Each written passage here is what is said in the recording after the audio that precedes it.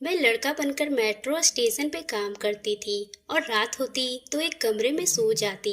वहां पर 5 मर्द मेरे साथ ही सोते थे, लेकिन वह यह नहीं जानते थे कि मैं कुंवारी लड़की हूँ। एक दिन ड्यूटी करते हुए बेहोश हो गई। जब आँख खुली तो डॉक्टर बोले मैं पेट से हूँ। अगली रात जागती रही, जब बारी बारी वह पांचों आकर मेरे साथ। मैं सुबह सुबह फुर्ती के साथ काम पे जाने के लिए तैयारी कर रही थी। आज मुझे काफी देर हो चुकी थी, क्योंकि मेरी कुछ दिन से तबीयत बहुत ही अजीब रहने लगी थी। मुझे अपने आप बहुत कमजोरी थकान सा लग रहा था। मुझे लग रहा था कि ऐसा यकीनन लगातार काम ज्यादा होने की वजह से हो रहा है। मेरे साथ के बाकी लोग अपने काम पे जा चुके थे। मैं तेजी से नाश्ता करके तैयार होने लगी थी, मगर इसमें भी मुझे अच्छा खासा वक्त लग गया था, क्योंकि मैं तैयार होने में काफी वक्त लेती थी और मुझे अपना हुलिया बदलना पड़ता था। मर्दाना लिबास पहनकर, खुद को जाहिर तौर पे अच्छा खासा बदलकर, जब मैंने खुद को शीशे में देखा तो हमेशा की तरह मायूस हो गई, क्योंकि इतना कुछ करने के बाद भी मेरे चेहरे की खूबसूरती ऐसे ही थी, जो सबका ध्यान मेरे ऊपर ले आई थी। मैं सर झटक कर भाग कर घर से बाहर निकली। काम पे जाते हुए मैं खुद को बहुत से मर्दों की नजरें अपने ऊपर महसूस की थी। मुझे इस बात पर बहुत अफसोस होता था। दुनिया में खूबसूरत मर्द महफूज नहीं है, मगर फिर भी मेरे लिए एक लड़की के तौर पर सबके बीच बेपर्दा रहने से बेहतर यही था कि मैं लड़का बनकर बाहर निकली। मैं मेट्रो स्टेशन पे पहुंचकर अपना काम करने लगी। काम के लिए मुझे अपनी गिरी गिरी तबीयत महसूस करके भी नजरअंदाज करना पड़ा, लेकिन मुझे फिक्र थी कि मेरी हालत बिगड़ जाए, और मेरा डर इसी रोज सच साबित हुआ था। मुझे काम करते करते चक्कर आ रहे थे और जी मिचलाने लगा। मैं भागकर बाथरूम में पहुंची तो मुझे उल्टी आने लगी, और थोड़ा जो बहुत मैंने खा लिया था वो सब निकल गया। मैं ध्यान से एक तरफ बैठकर सोच रही थी कि इस हाल में काम पर वापस कैसे जाऊंगी। इस रोग में मैं किस तरह अपनी ड्यूटी पूरी की और फिर एक रोज की छुट्टी दरख्वास्त की। मुझे छुट्टी बहुत मिन्नतें करके मिली थी। छुट्टी लेकर मैं क्वार्टर के बजाय सीधा अपने घर पहुंची थी। किस्मत से जब मैं पहुंची तो मेरे बाबा भी घर पर ही थे। वह मेरी हालत देखकर नाराज होने लगे, और ऐसे भी अब मेरा साथ ज्यादा समय तक छुपा नहीं रहता और मैं किसी दिन रंगे हाथ पकड़ी जाऊंगी। बाबा मुझे हमेशा ऐसी नौकरी छोड़ने पर मजबूर कर रहे थे, मगर मेरे पास ये आखिरी हल था। इसलिए मैं बाबा को चुपचाप सुनती रही, मगर असर नहीं की। बाबा मुझे देखकर गुस्से से घर से निकल गए। मैंने पेट भरकर खाना खाया और दवा लेकर सो गई। मेरा ध्यान से मेरी हालत थकान और कमजोरी की वजह से थी, इसलिए अच्छी खुराक और अच्छी नींद लेने के बाद मैं बेहतर हो जाऊंगी। मेरा ख्याल काफी हद तक ठीक थी, मगर मैं ये नहीं जानती थी कि मुझे अचानक से थकान और कमजोरी क्यों होने लगी है। मेरा काम इतना ज्यादा नहीं था। मेरा काम था खाने वाला डिपार्टमेंट, और मुझे ही खाने की कमी थी। और कुछ वक्त पहले तक बिल्कुल ठीक ठाक सेहतमंद थी। अगले रोज मैं सारा दिन कुछ न कुछ खाती रहती थी ताकि कमजोरी दूर हो जाए। मुझे अगले दिन वापस काम पर भी जाना था। मैं बहुत ज़्यादा आराम नहीं कर सकती थी, इसलिए रात का खाना मैं वापसी की तैयारी बांध ली। मेरे बाबा घर पर ही थे। मुझे लगा वह मुझे रोकेंगे, लेकिन वह खामोश रहे और मैं घर से रवाना हो गई थी। अभी मैं रास्ते में ही थी कि मुझे फिर से तबीयत खराब महसूस होने लगी। क्वार्टर पहुंचने तक मैं बीमार हो चुकी थी। मैं बिस्तर पर जाकर गिर गई। मुझे अपनी हालत पर रोना आ रहा था। मैं ऐसी हालत में गिरी हुई थी जिसमें मैं काम नहीं कर सकती थी और ना ही आराम कर पा रही थी। ना जाने मुझे अचानक ऐसा क्या हो गया था। मेरे क्वार्टर में रहने वाले लड़कों में से अमन नाम का एक लड़का था। मेरा अक्सर ख्याल रखता था और करीब रहता था। जब मैं इस हाल में वहां पहुंचकर बिस्तर पे गिरी तो अमन ने ध्यान रखा था और मुझे दवा लाकर दी थी। मुझे खाकर मुझे कुछ वक्त के लिए आराम आ गया था, लेकिन मेरी हालात दिन पर दिन खराब होती जा रही थी। मुझे अक्सर उल्टी लग जाती थी और चक्कर आने लगते थे। अभी मैं डॉक्टर के पास जाकर चेकअप करने का सोच ही रही थी कि एक रोज काम के दौरान मेरी तबीयत पूरी तरह से बिगड़ गई और मैं वहीं बेहोश होकर गिर गई और अस्पताल पहुंच गई। मैं डॉक्टर के इलाज से होश में आई तो डॉक्टर मेरा चेकअप कर रहे थे। मुझे जागा हुआ पाकर डॉक्टर हैरानी से मुझे मेरे सवाल करने लगे। मैं उलझ गई थी। मैंने डॉक्टर को अपना इंट्रोडक्शन किया और तब डॉक्टर ने सब सुनकर मुझे अजीब सी बात कही। तुम्हारी जो हालत है उसे देखकर मुझे तो लगा तुम शादीशुदा लड़की हो, मगर तुम तो कुंवारी लड़की हो। फिर ये सब। मैं डॉक्टर की बात समझ नहीं पा रही थी। अभी मैंने बेचैनी से डॉक्टर की बात के दरमियान उन्हें रोककर सवाल किया, मेरी इस हालत की वजह क्या है? खाने की मैं अच्छी खुराक लेती हूँ, फिर मुझे कुछ दिन से बहुत कमजोरी और उल्टी और चक्कर क्यों आ रहे हैं? डॉक्टर ने मेरे सवाल पे जो बात मुझे बताई उसे सुनकर मेरे होश उड़ गए। मैं हक्का बक्का सी डॉक्टर को देखते रह गई। मेरा नाम सुमन है। मैं एक गरीब घर आने से ताल्लुक रखती हूँ। मेरा घराना कोई अमीरी से जुड़ा हुआ नहीं था और हम बेहतर हालत में थे, मगर कुछ वक्त पहले मेरे बाबा को नशे की लत पड़ गई थी। इसी वजह से वो अपना सारा पैसे नशे में उड़ाने लगे और हमारे घर के हालात बुरे होने लगे। माँ मेरे बाबा को समझाने की कोशिश की, मगर नशे की आदत इतनी आसानी से नहीं खत्म होती और अपने छोटे भाई बहन को देखी तो वह बेबस महसूस करती थी। मैं बाहर जाकर अपने घर वालों के लिए कमाना चाहती थी, मगर मैं बहुत ही खूबसूरत लड़की थी और मेरा यही उस मेरे कमाने की जरूरत में आ रहा था। मेरा घर से निकलना मुश्किल होता था। जब मैं बाबा ने नशा करना शुरू किया था, तब से बाहर के मर्दों की नजरें मेरे लिए बेवाकिफ साफ नजर आने लगी थी। मैं बाहर के मर्दों अपने आर पार हो जाने वाली नजरों से परेशान होकर घर में बंद होकर रह गई थी, मगर मैं जानती थी ये कोई हल नहीं था। अगर मैं हिम्मत नहीं करती तो मेरे बहन भाई घर पे पड़े भूखे ही मर जाते। जब से बाबा ने नशा करना शुरू किया था, मेरी माँ गुमसुम से हो गई थी। एक कोने में पड़ी रहती, जिसकी तबीयत से बहुत ज्यादा चिड़चिड़ापन आ चुका था। जब से खाने पीने का सामान खत्म हुआ तो मैं घर से बाहर काम करने के लिए निकलने का सोचा, मगर मैं नहीं जानती थी कि यह मेरे लिए इम्तिहान होगा। मैं अपनी कम पढ़ाई की वजह से छोटी मोटी नौकरी ढूंढ रही थी, मगर मैं ये भी नौकरी करने जहाँ भी नौकरी के लिए जाती, मेरा उस सबका ध्यान अपनी तरफ कर लेता। मुझे उल्टी सीधी बात की जाती। मैं अपनी इज्जत बचाकर डर डर के धक्के खा रही थी, मगर कोई ऐसी जगह नहीं मिली थी मैं तरीके से नौकरी कर सकती। मैं अपने आसपास के लोगों से तंग आ चुकी थी।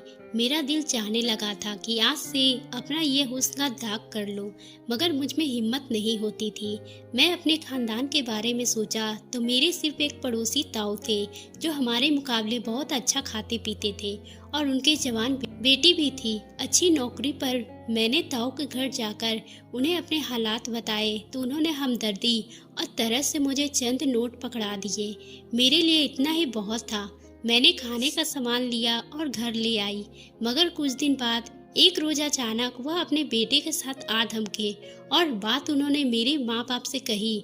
वह सुनकर मेरे सर पे पूरे घर की छत आ गई थी। सामने अपने बड़े बेटे के लिए मेरा हाथ मांगा था, साथ में यही यकीन दिलाया था कि उनका बेटा मुझसे शादी के बाद मैं घर का खर्चा उठाएगा। मैं हक्का बक्का रह गई थी, क्योंकि मेरा कजिन मुझसे उम्र में दुगना था और इस किस्म का था। इसके पहले भी 2 शादियां हो चुकी थी। दोनों बीवियों को शादी के कुछ महीने बाद ही बगैर किसी वजह के तलाक दे चुका था, लेकिन मेरे माँ बाप को इस रिश्ते पर खुशी से फूले नहीं समा रहे थे।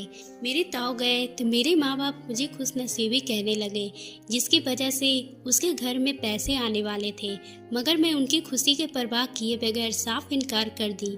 मेरे इनकार से माँ बाप को बहुत गुस्से में डाल दिया था। उनके ख्याल से मैं बहुत ही खुदगर्ज थी, जो सिर्फ अपना ही सोच रही थी। माँ बाप को तानों के बावजूद अपनी बात पे डटी रही और ताऊ के घर भी इनकार पहुंचा दिया। मेरे माँ बाप की तरह ताऊ भी मेरे इनकार को स्वीकार नहीं किया, उल्टा मेरे बाप को मुझे समझाने को कहा। मेरा बाप मुझे हर वक्त लड़ने लगा। मैं दिमागी दबाव में गिर चुकी थी। मेरी माँ मेरी हालत पर प्यार से मुझे समझाने लगी, यह रिश्ता हम सबके लिए बहुत अच्छा है, इससे मेरा भी फायदा है, क्योंकि मेरा कजिन बहुत अमीर था। अपनी माँ के हर वक्त समझाने और छोटी भाई बहन की गरीबी भरी जिंदगी पर थक कर मैंने हामी भर ली। मैं सोच लिया था कि मैं शादी से पहले इस बात की पूरी तरह से गारंटी लूंगी, मेरा कजन घर वालों को हर महीना खर्च हर हाल में देगा। जब मैं ये बात करने ताऊ के घर पहुंची तो मेरा कजन घर के पिछली तरफ गलियों में खड़ा फोन पर किसी से बात कर रहा था। मैंने अपने कजन के मुंह से अपना नाम सुना तो मैं वहीं ठहर कर रुक गई। जो बातें इस रोज मैं अपने कजन के मुंह से सुनी मेरे रोंगटे खड़े कर दिए। मेरा वजूद सुनकर रह गया था। मैं बिना कुछ बोले घर से भाग गई और अपने माँ बाप से लड़ते हुए मैंने शादी से साफ इनकार कर दिया। मेरे माँ बाप मेरे नखरे बोल रहे थे और मैं कमरे में बंद होकर रोती जा रही थी। मेरा कजन मेरा सौदा तय कर रहा था। जो बोल रहा था इसकी पहली 2 बीवियां अच्छे घर की थी, तभी वह साथ देने को तैयार नहीं थी। जब मेरे बारे में बोल रहा था कि ये लड़की इस कदर हसीन है, इतनी मजबूर भी है, वह मेरे गरीबी पर घर वालों को महीने के चंद रुपए देकर मेरा मुंह बंद करवा देना और अपना कारोबार तरीके की तरफ ले जाने के लिए बहुत आराम से मुझे बड़े कारोबारी के सामने पेश करेगा। मैं अपने माँ बाप को ये बात बताई, मगर मेरे माँ बाप उल्टा मुझे अपनी मिसाल देने लगे। जैसा इज्जतदार मर्द क्या फायदा नशा करके अपना शौक पूरा करता है और अपने बच्चे भूख से मर जाए। मेरे माँ बाप की नज़र में ये काम बुरा नहीं था। वह अभी मानने को तैयार नहीं थे। मेरा कजन जिस लोगों को पेश करेगा उनका यकीनन मेरा कजन मुझे अपने उन बड़े लोगों से मिलवाने का शौक रखता होगा। इस सबसे तंग आकर मैंने अपना सामान बांध लिया और घर से निकल गई। मैंने अपना हुलिया बदलकर खुद को लड़के में ढाल ली थी। मेरी किस्मत ने इस बार मेरा साथ दिया था और मुझे दिल्ली मेट्रो स्टेशन पर नौकरी मिल गई थी। मैं किसी क्वार्टर में रहने का इंतजाम कर ली थी। इस क्वार्टर में मेरे साथ 5 लोग भी रहते थे, जिसमें से कुछ नौकरी करते तो कुछ पढ़ाई करते। दिल्ली में 5 लोग बीच रहना बहुत मुश्किल काम था। मैंने अपनी खासियत छुपाई थी और कोई नहीं जानता था मैं कुंवारी लड़की हूँ। शुरू में मुझे हर वक्त यही डर सताता था कि मैं पकड़ी जाऊंगी। मेरी असलियत पकड़ जाने पर मुझे यहाँ से निकाल दिया जाएगा। वह मुझे मेट्रो स्टेशन पे भी नौकरी करते हुए मुझे यही फिक्र सताती थी। मेरे चेहरे की नजाकत और लड़के वाले अंदाज को सबको हैरान करते थे। वह इस वजह से मुझे अक्सर किन्नर लड़की समझा जाता था और साथ काम करने वाले मर्द भी आते जाते बहाने से मेरा हाथ पकड़ते या मेरे साथ खड़े हो जाते। मैं खुद को लड़का जाहिर करके भी सबसे अच्छा महसूस नहीं कर रही थी। मैं खुद को बचाने हर बार काम का बहाना करके वहां से जाती, मगर मैं जानती थी कि ज्यादा समय तक नहीं चलने वाला था। एक रोज मेरा सच सामने आ ही जाता, क्योंकि मैं एक लड़की थी और लड़कियों के बहुत से ऐसे मसले होते हैं जिससे वह चाह कर भी पीछा नहीं छुड़ा पाती। मुझे बहुत संभल कर कदम उठाना पड़ता था। खुद को हर तरफ से लड़का साबित करने के लिए अपना हुलिया बिल्कुल भी बदलना पड़ता था। क्वार्टर में मुझे ज़्यादा मुश्किल पेश नहीं आ रही थी, क्योंकि मेरे साथ रहने वाले 5 लड़के बहुत ही बिजी थे और अपने काम से काम रखते।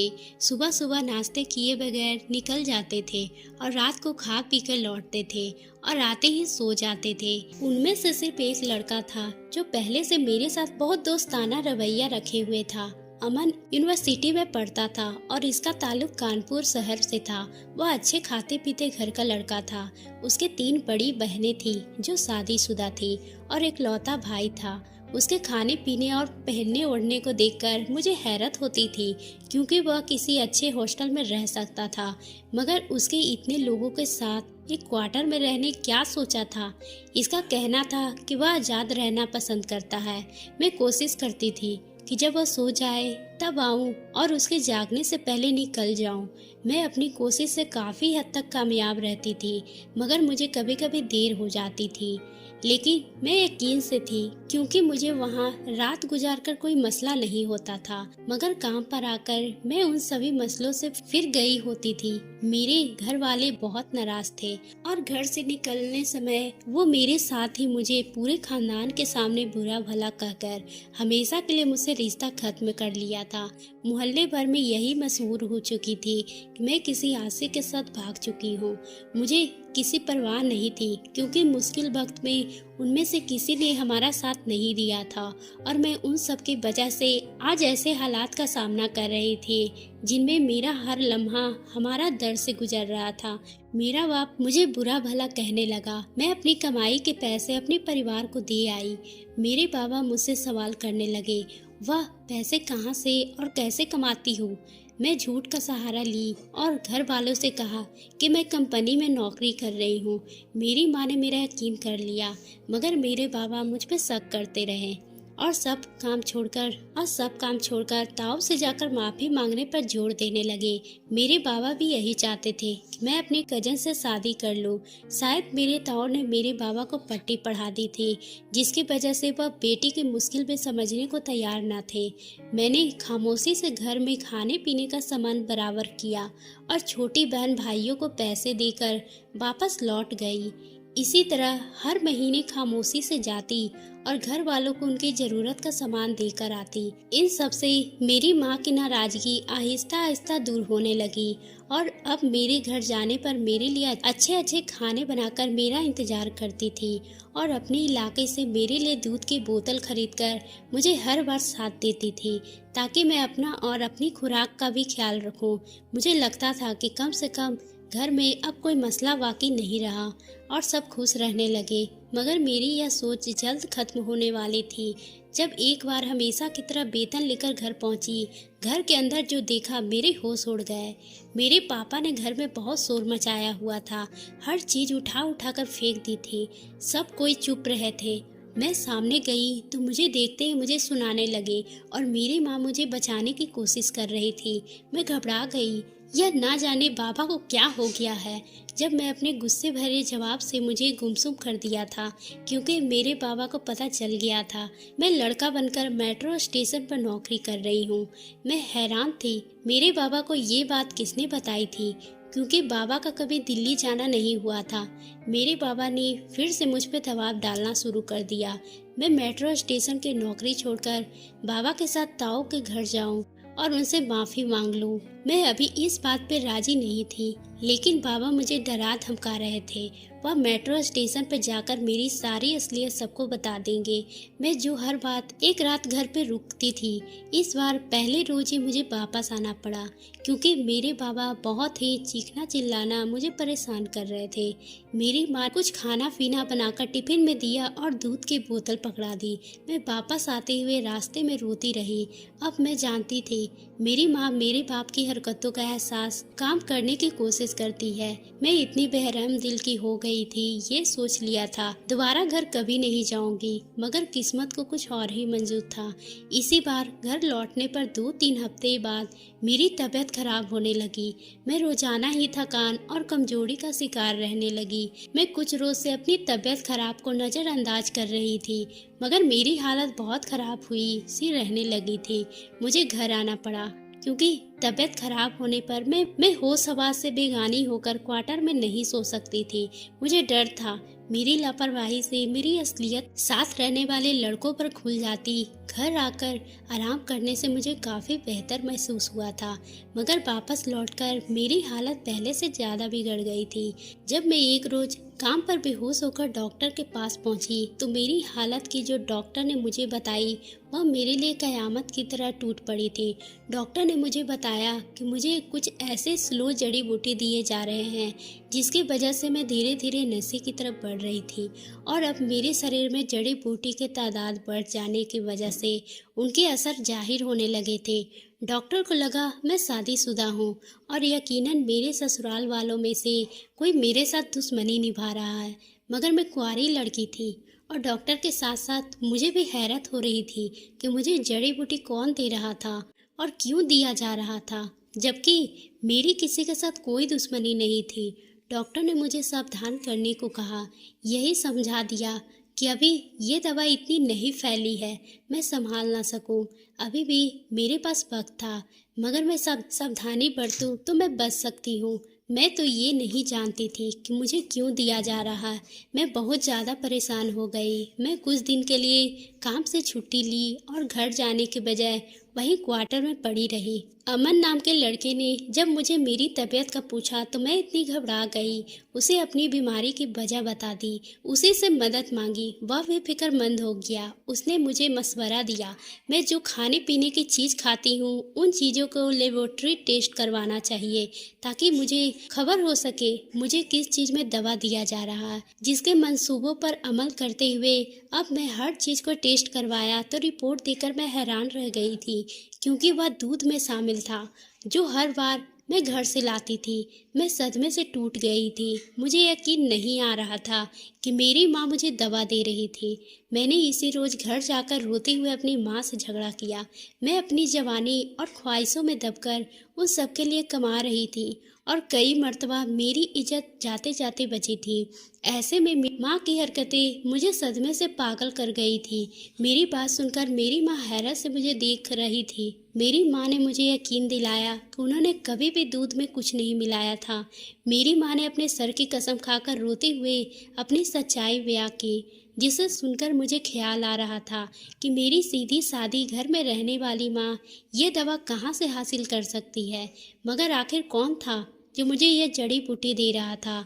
मैं और परेशान मन से बैठे हुए सोच रही थी। मुझे ख्याल आने पर अपनी छोटी भाई बहन से सवाल किया तो मेरे सबसे छोटे भाई ने जो बात मुझे बताई वह मेरा वजूद पहचान कर गई थी।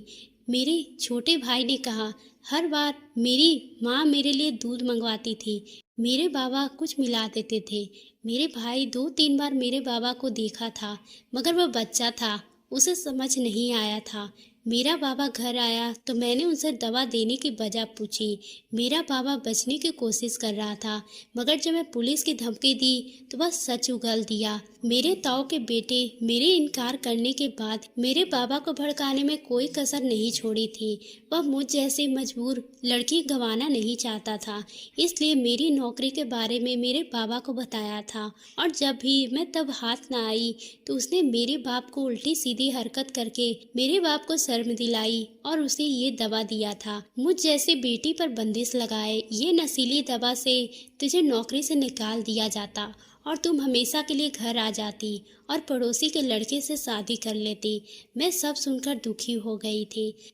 मैंने अपने बाबा से कहा, मैं आपको कभी माफ़ नहीं करूंगी और मैं इस घर को हमेशा के लिए छोड़कर जा रही हूँ।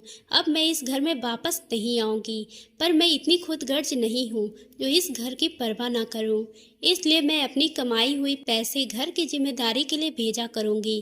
पर मेरे बाबा मुझसे माफ़ी मांगने लगे, पर मैं उस घर में छोड़कर वापस क्वार्टर में जाकर अपना सामान समेटी और अब बहुत मुश्किल हालात का सामना नहीं करना चाहती थी। अमन ने मुझे रोते हुए देखा तो मुझसे सवाल किया। मैं उसकी इतनी अच्छी दोस्त थी कि उसे सारी सच्चाई बता दी। वह सब सुनकर मुझ पे दया हुआ और मुझसे शादी की दरख्वास्त की। अब मैं अमन की बीवी हूँ और हम लोग काम करके मेरे घर वालों की मदद करते हैं। तो दोस्तों, आपको ये कहानी कैसी लगी? अगर पसंद आई हो तो आप हमारे चैनल को सब्सक्राइब करना ना भूलें और बेल आइकन को भी प्रेस कर लें ताकि हम आपके लिए इसी तरह की दिलचस्प कहानी लाते रहें।